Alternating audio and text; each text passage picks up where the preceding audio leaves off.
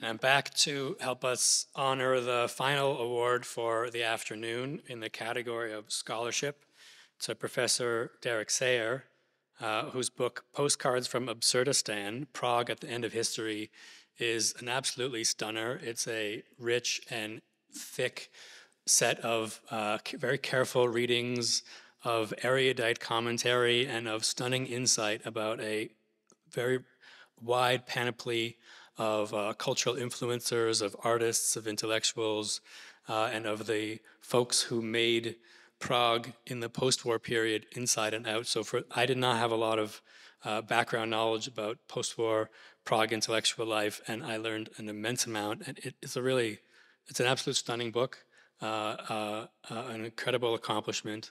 It's the last of a trilogy of books that Professor Sayer has worked on for, I'd venture, over 3 decades, and a crowning accomplishment of an extraordinary career about post-war intellectual life in Prague and its diaspora. And the book includes an incredible amount of insight about its Jewish contributors to this remarkable culture.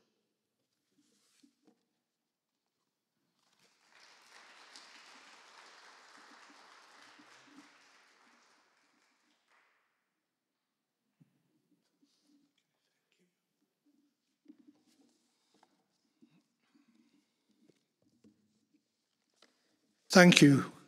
I'm greatly honored to receive this award. I'd like to thank all those involved, especially the jury, upon whom I've inflicted a very much longer book than I sat down to write in 2018. It's a real doorstopper. I'm particularly gratified, though, because I'm not myself Jewish, and Postcards from Absurdistan doesn't pretend to be a work of Jewish history.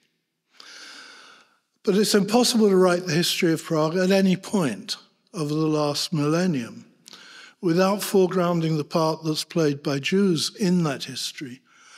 And it means an awful lot to me that the jury thinks that I've done their stories justice. Postcards from Absurdistan is the final volume in a trilogy of books which take Prague as an alternative vantage point on modernity, somewhere that gives us a different view than if we look out from New York or Paris or London. In his unfinished magnum opus, The Arcades Project, the great German Jewish critic Walter Benjamin nominated Paris as the capital of the 19th century and set out to discover the prehistory of modernity in the dream worlds which were incarnated in its material fabric and its cultural products. I thought that Prague might be treated analogously as a site in which to excavate the dream worlds of the very much darker 20th century. My subtitle, Prague at the End of History, is deliberately ironic because history was declared at an end no fewer than 3 times during Prague, Bohemia's 20th century. By the Nazis when they incorporated Prague into their 1,000-year Reich in March 1939, by the communists who proclaimed socialism achieved in 1960, and by many Western commentators who were confident that the 1989 revolutions in Europe heralded, in Francis Fukuyama's words, the universalization of Western liberal democracy as the final form of human government. Each of these was the illusion of the epoch, and each proved spectacularly wrong. Prague is where modernist phantasmagoria of history as progress have repeatedly unraveled, and the period covered in Postcards from the Munich Agreement of 1938 to the fall of communism in 1989 were the years of peak unraveling. Now, Benjamin provided a model in the Arcades Project and also a method that I very much followed in this book, which is the method of literary montage. I don't provide a continuous, overarching narrative. I work with fragments of one kind or another. I want to end what I'm saying today by simply taking one of those fragments. And it's one in which Walter Benjamin makes an appearance. This particular train of thought took off from an international exhibition of caricatures and humour, which took place in Prague in the spring of 1934 as a deliberate anti-fascist provocation. It was organised by one of the main characters in my book, the cartoonist Adolf Hofmeister. Let me at this point read. The exhibition drew protests from the German, Austrian, Italian and Polish governments, not to mention that eternal censor of social morality, the Vatican. The Czechoslovak government ordered several works to be removed. The ensuing brouhaha ensured that the show had 60,000 visitors by the time it closed. All the leading Czech caricaturists of the time were represented. The most eminent foreign participants were George Gross, Otto Dix, John Hartfield, Thomas Theodor Heine, and Erich Godal. By then, Gross was already in America, and Dix had been fired from his position at the Dresden Academy, where later he'd be forbidden to paint anything but landscapes. Hartfield, Heine, and Godal had all arrived at Prague as refugees from Hitler in 1933. Hartfield and Heine moved on again in 1938.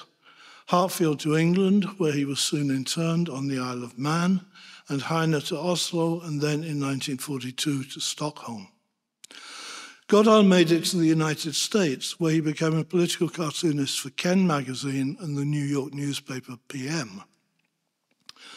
His widowed mother, Anna Marion Goldbaum, whom Godal had been forced to leave behind in Germany, was less fortunate.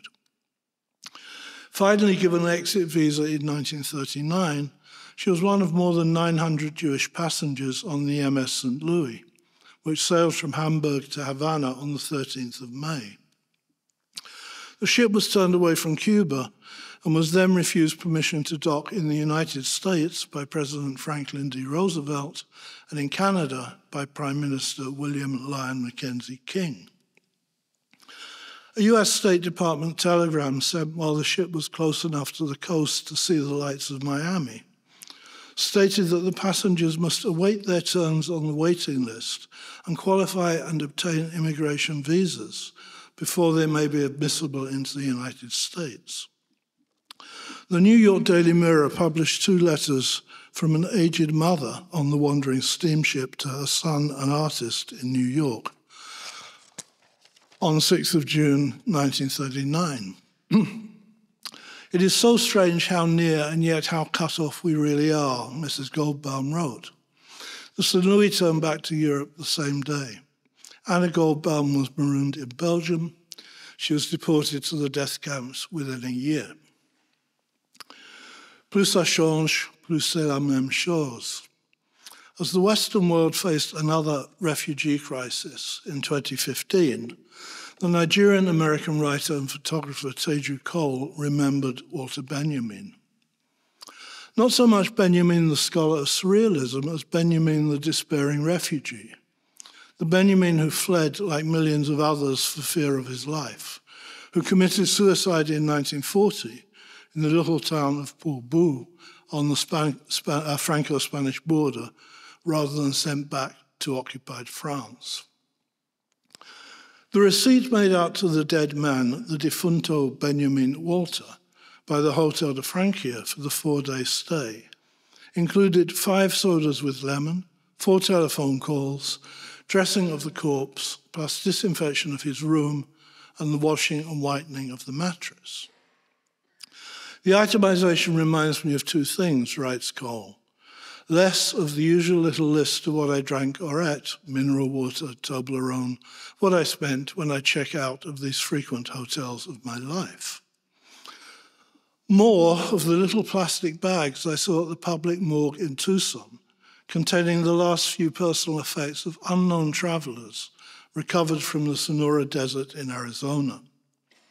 A few dollars, a few pesos, photograph of a family, a mother's passport to remember her by. These are the rags and the refuse, as Benjamin calls them, the dialectical images that condense the terrible recurrences of the past in the present, blowing Benjamin's phantasmagoria of history to smithereens. Every refugee is alike, but each generation fails refugees in its own special way, explains Teju Cole. Thank you.